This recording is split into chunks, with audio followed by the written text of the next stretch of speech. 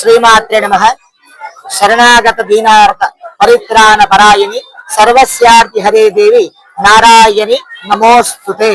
ఈ రోజు మనం ముత్యాల పోచమ్మ యొక్క ఆలయంలో అంగరంగ వైభవంగా బోనాల ఊరేగింపు, బోనాల కార్యక్రమం, పొద్దున సామూహికంగా అభిషేచన కార్యక్రమాలు ఎంతో అంగరంగ వైభవంగా జరుపుకోవడం జరిగింది. అయితే ఈ యొక్క ఆలయానికి ఉన్నటువంటి విశిష్టత ఏమిటి అంటే, ఈ యొక్క చుట్టుపక్కల గాని, ఈ నారాయణగఢ పట్టణంలో గాని ఎవరింట్లో అయినా సరే శుభకార్యం జరిగింది అని అంటే ఈ యొక్క అమ్మవారి యొక్క అనుమతి లేనిదే ఎవరింట్లో కూడా శుభకార్యం అనేది నిషిద్ధం. కాబట్టి ఈ యొక్క పట్టణంలో ఏ కులస్తులైనా, ఏ మతస్థులు, ఏ కులస్తులైన వాళ్ళైనా కూడా ఇక్కడికి వచ్చి అమ్మవారి యొక్క అనుగ్రహాన్ని తీసుకొని వారి ఇళ్లలో ఎంతో అంగరంగ వైభవంగా వాళ్ళు వారి యొక్క శుభకార్యాలు నిర్వహించుకోవడం ఇక్కడ ఈ యొక్క ఆలయానికి ఉన్నటువంటి ఆనవాయితీ.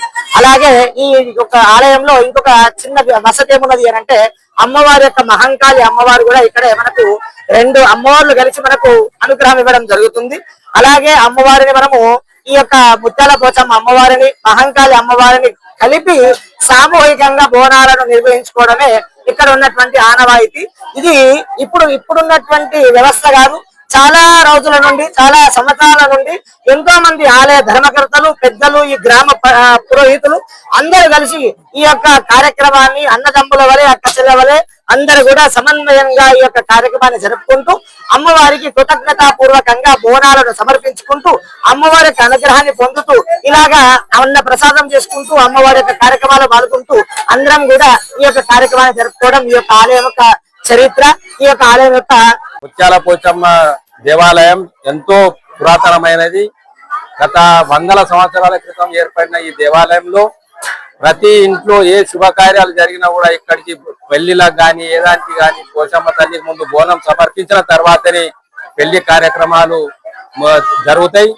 ప్రతి ఒక్క భక్తుని కోరికలు తీర్చే ఇలవేల్పుగా ప్రతి సంవత్సరం ఈ యొక్క బోనాలను ఏర్పాటు చేయడం జరిగింది.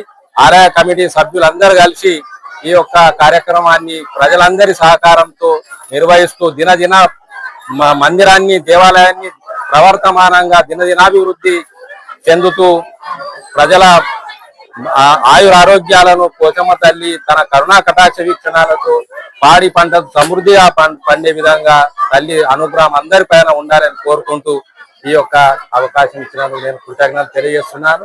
జై పోచమ్మ తల్లి గోవిందా గోవిందా.